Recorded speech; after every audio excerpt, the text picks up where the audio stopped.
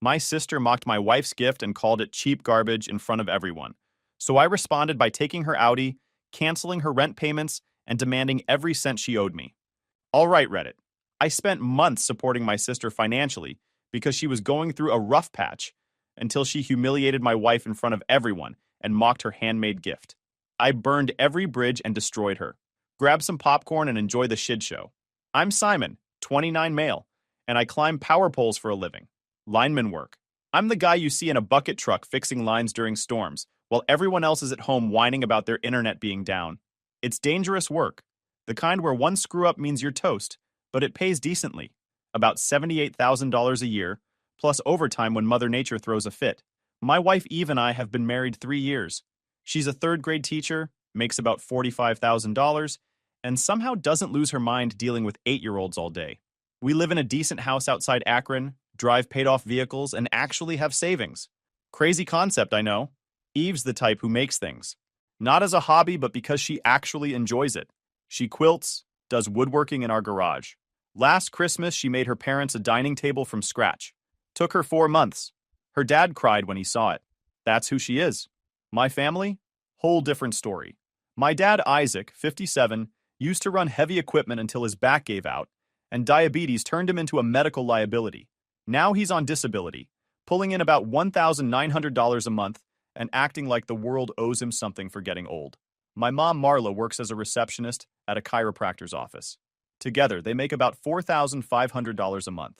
Their mortgage is $1,600.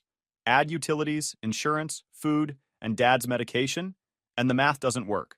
But instead of downsizing or adjusting their lifestyle, they just called me whenever the numbers didn't add up, which was every single month. Then there's my sister Riley, 27, 5'3", and convinced she's destined for greatness despite zero evidence supporting that theory. She's been finding herself for the past decade, bouncing between retail jobs and community college classes she never finishes. She's got this thing where she'll post a photo at some trendy coffee shop with a caption like, "Treating myself because self-care isn't selfish." And then 3 hours later, she's texting me, asking to borrow money for gas. It started the way these things always do. Small favors that turned into expectations. Dad's truck needed a new radiator. Mom's car registration was due. Riley's phone got shut off because she spent her bill money on a music festival. Every time it was temporary, every time they promised to pay me back, and every time I was the bad guy if I didn't jump fast enough. The first big hit was Dad's truck. He'd been ignoring a noise in the engine for months because it still drives fine. Then it died on the highway during rush hour. The tow cost $180. The repair was $3,100. His disability check was already gone on bills, and Mom's paycheck was a week away. So I paid it. What else was I supposed to do? Let him be stranded? That opened the floodgates. Every problem became my problem. Water heater died? Call Simon. Property taxes overdue? Simon will handle it. Mom's car needs new brakes? Simon's got it. I was covering at least $900 a month of their mortgage shortfall. Their car insurance, internet bill. I even paid for their security system monitoring because Mom was scared to be home alone. Eve tried warning me early on. We'd been married for maybe a year when she first brought it up. "They're using you," she said. Not mean, just stating facts. They're family. They need help. There's help, and then there's enabling. This is enabling. I didn't want to hear it. Eve's parents are both retired accountants who actually planned for retirement. They don't ask their kids for money because they don't need it. My family operates on a different system. The Simon will fix it system. Looking back, I can pinpoint the exact moment it shifted from helping to getting exploited. But I didn't want to see it. I wanted to believe I was being a good son, a responsible older brother. What I actually was? A chump. My coworker Trent called it out one day. We were up on a pole replacing an insulator, and I mentioned having to cover another bill for my parents. "Brother, you're not helping them," he said. "You're letting them stay children. Adults figure their problems out. Children call daddy when things go wrong. Except you're the daddy now." He wasn't wrong. But families are complicated, right? You don't just cut people off because they're struggling. Except they weren't really struggling. They were just bad with money. The real insanity was Riley's boutique thing. 2.5 years ago, she showed up at our house with a business plan. An actual business plan. She wanted to open a boutique clothing store in one of those trendy outdoor shopping centers. High-end women's fashion, curated collections, the whole Instagram aesthetic. "This isn't just retail," she explained. It's experiential shopping. Women want to feel special. I'm creating an atmosphere. I'll give her credit. The research was good. Market analysis, target demographics, competitor pricing, projected revenue. She'd even found a location and negotiated a lease. The number she needed was $52,000. That covered the lease deposit, renovations, initial inventory, marketing, and 6 months of operating costs. Eve's response when I told her was immediate and firm. Absolutely not. She's my sister. She's 27 years old and has never held a job for more than a year. You really think she's going to run a successful business? But I was already halfway to talking myself into it. I contacted a contract attorney named Colin through a guy on my crew. We drafted a proper loan agreement. 6% annual interest, 48-month term, monthly payments of $1,250. And here's the important part. Her 2018 Audi Q3 as collateral. When I showed Riley the paperwork, she threw a fit. Why are you making this so complicated? We're family.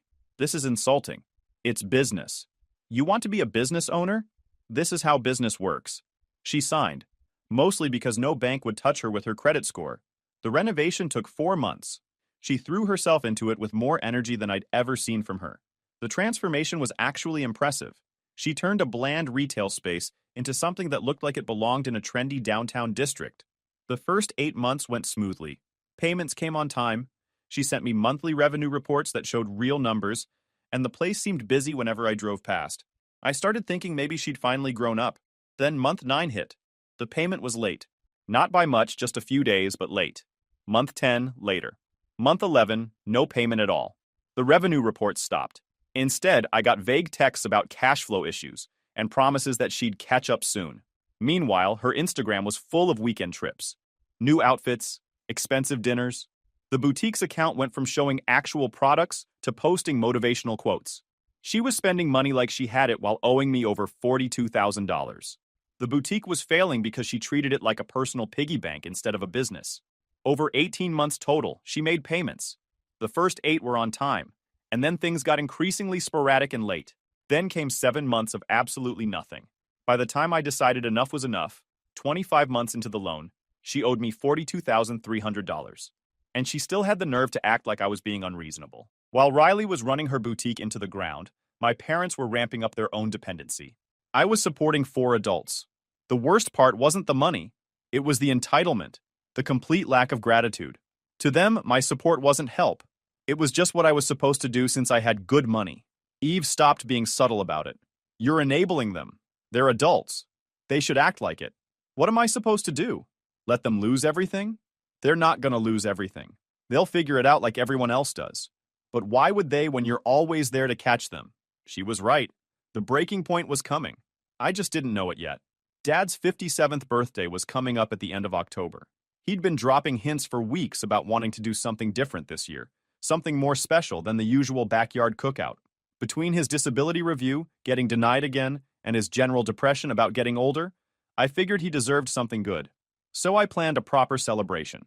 I booked a private room at Texas Roadhouse for $250, ordered a custom cake, got decorations, coordinated with relatives. I even took 3 days off work. But the real gift was sitting in my driveway covered with a tarp. A 2019 Honda CR-V with 42,000 miles. All-wheel drive, clean title, extended warranty. Cost me $23,500. Their 2012 Ford Fusion was on its last legs. And with Dad's medical appointments and Mom's work commute, they needed something reliable. I'd spent 3 weeks finding the right one. Reliable, economical, safe. The CR-V checked all the boxes. I even paid for that extended warranty because I knew Dad wouldn't maintain it properly. Here's where I screwed up. I told Riley about the party. I needed her help getting Mom and Dad there without spoiling the surprise. She seemed weird about it, too interested in the details. Who else was coming? What time exactly? Did anyone else know about the car? She offered to coordinate everything so I could focus on the surprise. October 27th, the day before the party. Eve spent 6 hours making something special. Not just any gift, but a handmade quilt. A full-sized quilt with a custom pattern she'd designed herself, incorporating Dad's favorite colors and a family photo she'd transferred onto fabric as the centerpiece. She'd been working on it hard. Every night after school, every weekend. Hand-stitching sections, carefully arranging patterns, making sure every detail was perfect. I'd watched her spend hours on it, pricking her fingers, redoing sections that weren't quite right. "Do you think he'll like it?" she asked, folding it carefully into a gift box. "He's gonna love it. It's incredible. It really was. The kind of gift you can't buy. The kind that shows real thought and effort." October 28th, 7 p.m. Eve and I are sitting in that private room at Texas Roadhouse, staring at empty chairs while the waitress asks if we want to order appetizers for the table. "They're just running late," I said, checking my phone. "Traffic, probably." 7:20 p.m. Called Dad. Straight to voicemail. 7:35 p.m. Tried Mom. Voicemail. 7:50 p.m. Called Riley. Her number gave a message saying it had been disconnected. By 8:15, Eve and I were eating expensive steaks alone, while I texted every family member I could think of. None of them were responding. Other diners were starting to stare at the sad couple in the party room, with balloons and decorations but no party. "Something's wrong," Eve said quietly. "This isn't an accident." Then I made the mistake of checking social media. Riley's Instagram story, posted about 45 minutes earlier, showed a picture with the caption, "Real family celebrates together. Happy birthday, Dad." The photos showed everyone: Mom, Dad, Uncle Bruce, Aunt Christine, my cousins, all of them at Dad's garage eating pizza and laughing. Dad was wearing a birthday hat, holding what looked like a bottle of something, smiling bigger than I'd seen in months. The next story was worse. "Some people think fancy restaurants matter more than genuine love. We know better." I kept scrolling through her stories. She'd posted at least 8 of them. One showed Dad cutting into a grocery store sheet cake with "Happy Birthday, Isaac" written in blue icing. Another showed Uncle Bruce making a toast. Each story felt like a deliberate jab. Timestamps showed they'd started the party right when mine was supposed to begin. This was coordinated. Then the family group chat exploded. Riley: "Hope you and Eve enjoyed eating alone. Dad had a real birthday with people who actually care about him." Mom: "Best birthday surprise ever. So grateful for those who show up when it counts." Aunt Christine: "Isaac looked so happy. That's what matters. Nobody mentioned that I was supposed to be there. Nobody asked why I wasn't at the party I'd planned. It was deliberate, calculated. The whole thing had been set up specifically to exclude me." I sat there reading message after message, watching them all pile on. They knew exactly what they were doing. Every comment was designed to twist the knife deeper. I typed, "Interesting that nobody thought to mention this to me. I've been sitting at Texas Roadhouse for over an hour." The chat went silent for a minute. Then Riley responded, "Oh, you actually showed up to that? We figured you'd be too busy counting your money to care about family." Uncle Bruce: "Maybe next time don't make it about showing off." That's when I realized something. They were punishing me for asking Riley to pay her loan, for not being available every single time they needed money. Eve watched my face change. "What are they saying?" I showed her the phone. Her jaw tightened. "They planned this whole thing to hurt you." More messages kept coming. Riley: "We talked about it and decided Dad deserves a party with people who love him, not people trying to buy his affection." Mom: "Pizza and family beats fancy restaurants any day." Dad hadn't said anything yet. Then his message came through. "Dad, had a great time tonight. Thanks to everyone who made it special." That hurt worse than all of Riley's messages combined. He was going along with it. I sat there, staring at my phone, while Eve watched me process it all.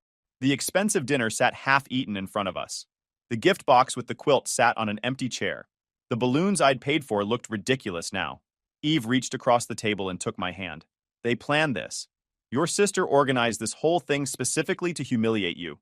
I typed into the group chat, "What the hell is wrong with you people?" I'm sitting alone at Dad's birthday dinner, the one I planned and paid for. 2 full minutes of silence. Then Riley: "Sit alone with your pathetic gift. Nobody wants your money or your presents." Something inside me snapped. I walked out to the parking lot, pulled the tarp off the CRV, took a photo of it with the big red bow, and sent it to the group chat. "Don't worry, I'll definitely be keeping my gift." They saw it, and they went nuclear. My phone started ringing immediately. Dad first, then Mom, then Uncle Bruce. The group chat filled with messages. Dad: "Wait, is that a new car?" Mom: "Simon, what is that?" Riley: Complete silence. Uncle Bruce: "Hold on, you bought Isaac a car?" They started calling nonstop. The chat filled with backpedaling. "It was a misunderstanding. We need to talk about this. Let's not do anything we'll regret." I didn't answer a single call. When we got home, Eve made tea and we sat on the couch. She didn't say anything, just waited for me to process. Riley told them not to come to my party. She organized a separate one specifically to embarrass me. I looked at the gift box on our dining table. 3 months of work. Hours of careful stitching. Made with love for someone who didn't deserve it. For the first time in my adult life, I understood exactly what my family thought of me. I wasn't a son or a brother. I was a resource. An ATM. I'm gonna burn it all down, I said. Eve nodded. Good. Monday morning, first thing I did was call Colin, the attorney who'd drawn up Riley's loan documents. I want to execute the acceleration clause, I told him. Full balance due in 30 days. Or I take the Audi and liquidate the business assets. That clause Riley thought was just formal legal jargon. Completely enforceable.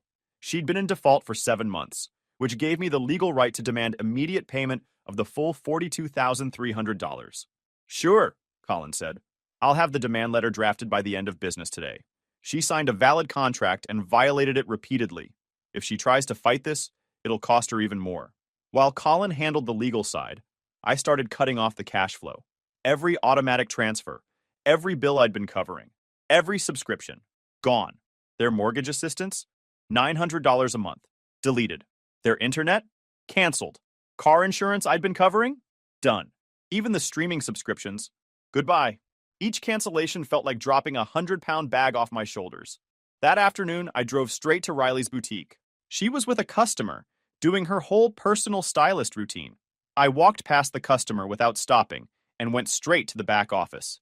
Riley followed, annoyed, but trying to maintain her professional facade. I placed the legal documents on her desk without saying a word. Demand for full payment. 30 days. Consequences clearly outlined in bold print. You have 30 days to pay the full amount, $42,300. After that, I take the Audi and liquidate the business assets. She stared at the papers. This is a joke. Dead serious. You wanted to play games? Game on. Her face cycled through several emotions. Confusion, anger, then manipulation mode. You're really doing this because of a birthday party? Because your feelings got hurt? This is about a $52,000 loan you defaulted on. The birthday was just the cherry on top. I was going to catch up on payments. Business has been slow. Business has been slow because you treat it like your personal shopping account. You're done, Riley. Pay up or lose everything. She tried tears next. Simon, please. I'm your sister. We're family. No, we're not. Business is business. You've got 30 days. I left her standing there. From the parking lot, I called a vehicle recovery company. They were very interested in an Audi Q3 with a clear legal basis for repossession. Next stop, Mom and Dad's house. I found Isaac and Marla in their living room. They looked up when I walked in, and I could see they'd prepared some speech. Starting next month, you're paying your own mortgage, I said. All $1,600 of it. Mom blinked. Simon, we can't afford that without your help. Then I guess you better figure it out. Like adults. Dad stood up, trying his intimidation routine. You're gonna put us on the street over a misunderstanding? Misunderstanding?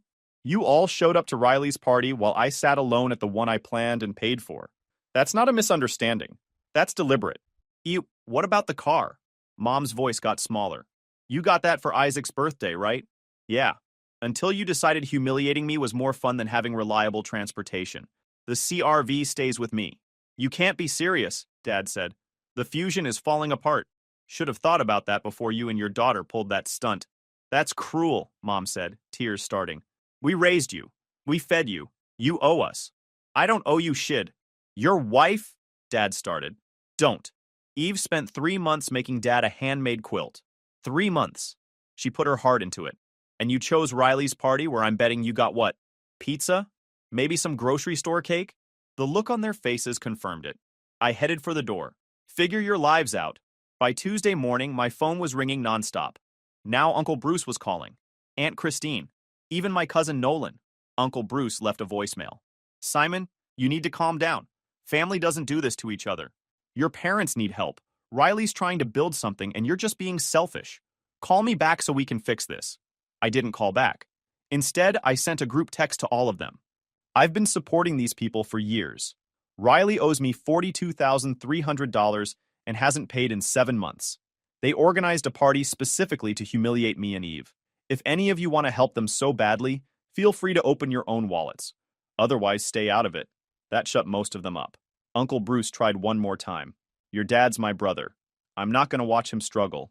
Then help him. Nobody's stopping you. I don't have that kind of money, Simon. Neither do I anymore. Figure it out. Aunt Christine took a different approach. She showed up at our house Wednesday evening. Eve answered the door while I was in the garage. Simon needs to understand what he's doing, I heard her say. Isaac and Marla are struggling. Eve's response was ice cold. They organized a party to exclude and humiliate us. They mocked a gift I spent 3 months making, and they've been using Simon as an ATM for years. He's done. But they're his parents. Being parents doesn't give you a license to exploit your kids. Christine tried to push past Eve. I need to talk to Simon. I came out of the garage. Christine saw me and immediately went into guilt trip mode. Simon, your mother is crying every night. Your father's health is getting worse. You're killing them with this. No, I'm not. They want family? They should have acted like it. She left, but not before saying family was forever, and money was temporary, and that God is not proud of what I am doing. Right. Of course she pulled this card. The consequences rolled out over the next few weeks like dominoes falling. Week 1. Riley's Audi disappeared. The repo company towed it from her workplace parking lot in the middle of the afternoon, in front of everyone. She posted crying videos on Instagram, claiming her vehicle was stolen, asking if anyone had seen it. The Audi sold at auction for $21,400. That amount was immediately applied to her debt, bringing what she owed down to $24,700, plus the accruing interest. 3 weeks later, her boutique closed. Turns out when you default on a business loan and can't make rent, landlords aren't impressed. Colin handled the asset seizure, they sold off the equipment, and the lease got terminated. Riley tried to get emergency loans from 3 different places. They all checked her credit history, saw the defaulted business loan, and rejected her immediately. Now she works at Target, making minimum wage plus whatever tips she can hustle. She lives in a studio apartment above a Chinese restaurant where the smell of fried rice is inescapable. Her new boyfriend Tate is a wannabe influencer who plays games online and borrows money from her that he never pays back. My parents held out longer, but not much. The first month, they survived by borrowing from Uncle Bruce and selling some of Mom's jewelry. The second month, they were late on everything. The mortgage company started calling daily. Dad got a part-time job at a hardware store, which with his back must have been torture. Mom joined one of those pyramid schemes selling weight loss shakes.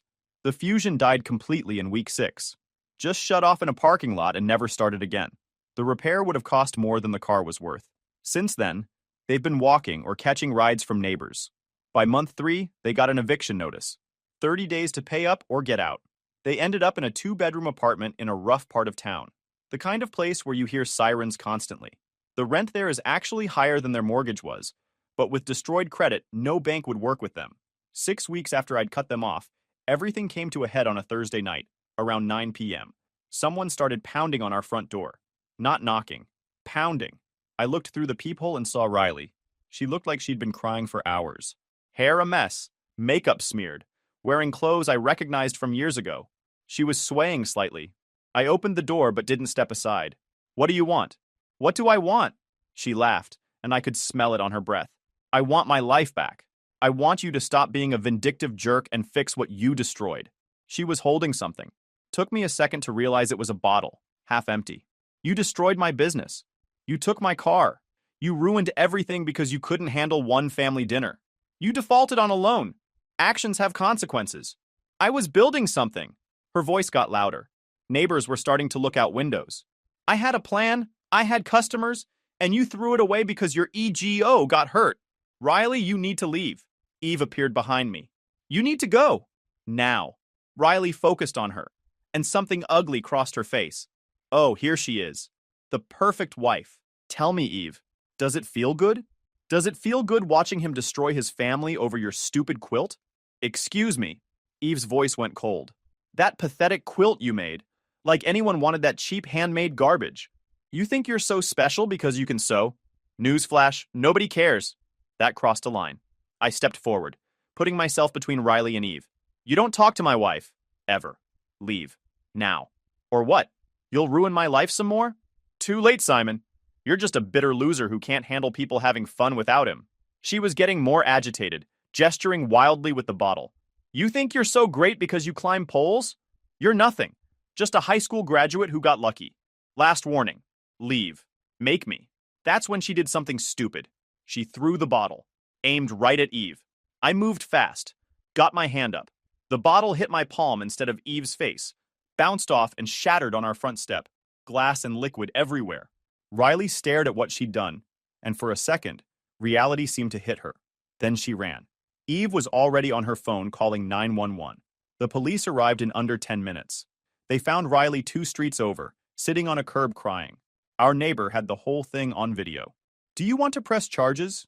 the officer asked after taking our statements. I looked at Eve. She had a cut on her arm from a glass shard. "Yes," I said. "I want to press charges." They arrested her for assault and public intoxication. The next day, I went to the courthouse, filed paperwork for a restraining order, brought the video evidence, Eve's photos of her cut arm, witness statements from our neighbor. The clerk processed everything efficiently. The temporary order went into effect immediately. Riley couldn't come within 100 yards of me, Eve, or our house. No contact through any means. Violation meant immediate jail time. 2 weeks later, the court date for the restraining order hearing arrived. Riley showed up looking rough. She'd hired some bargain attorney who looked like he'd rather be anywhere else. The judge reviewed the evidence, watched the video, looked at Eve's medical photos, read through the police report. "You threw a bottle at someone's face," the judge said. "You were intoxicated on their property. You made threats. Do you understand how serious this is?" Riley tried to speak, but her attorney cut her off. He gave some speech about family disputes and emotional distress. The judge wasn't buying it. Permanent restraining order granted. You will maintain a distance of 100 yards from both Mr. and Mrs. Davis at all times. No contact through any means including social media or third parties. Violation will result in immediate arrest. Do you understand? Riley nodded, tears running down her face. The assault charge was separate. That went to the prosecutor's office. They offered a plea deal. 6 months probation, a fine, restitution for damages, and mandatory counseling. Her attorney advised her to take it. She did. But it got worse. My parents decided to double down. They started showing up at my work, first during lunch breaks, waiting by my truck.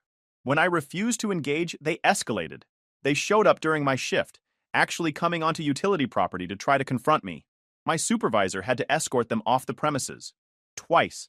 "Simon, I like you, but if your family keeps showing up here, it becomes a safety issue. Next time I'm calling the cops."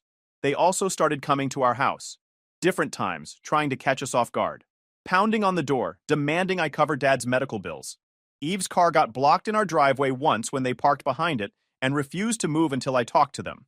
The assault charge against Riley stuck. 6 months probation, a $1,200 fine, and $380 to replace our damaged light fixture. Her boyfriend Tate left her the day after the arrest. 2 weeks later, Mom called. Her voice was shaking. "Simon, please." "Your father collapsed at work. His blood sugar was dangerously high. He's in the hospital. We can't afford the bills. The old Simon would have been at that hospital in 10 minutes. That's tough, Mom. Hope you figure it out. He could die, Simon. Your father could die because we can't afford treatment. You should have thought about that before you humiliated me and my wife. We were wrong. The party thing was stupid and cruel. We know that now. Please don't punish us by letting Isaac die. I'm not punishing anyone. I'm just not paying anymore. County hospital has programs. Look into it." I hung up. It was brutal. It hurt. But I meant it. 3 days later, Riley showed up at our house again. This time she looked completely broken. "I know about the restraining order," she said from our sidewalk. "I just need to say something. Please hear me." Eve stood next to me in the doorway. "Make it quick. I'm sorry. I finally understand what I did. The party, the loan, mocking Eve's quilt, throwing the bottle, all of it." "Okay," I said. "Dad's in the hospital. Mom's falling apart. I'm working 2 jobs, barely affording a studio that smells like garbage. And it's all my fault." She was crying now. "I know I don't deserve help, but please don't let Dad die because of me.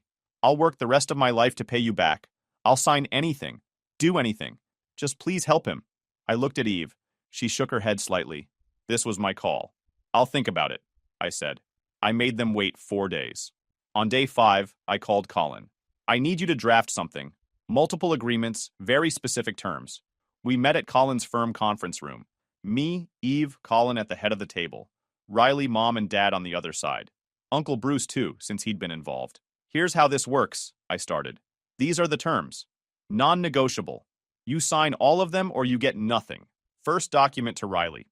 "After the Audi sold for $21,400, you owe me $24,700, plus $3,200 for additional legal fees and damages from the assault.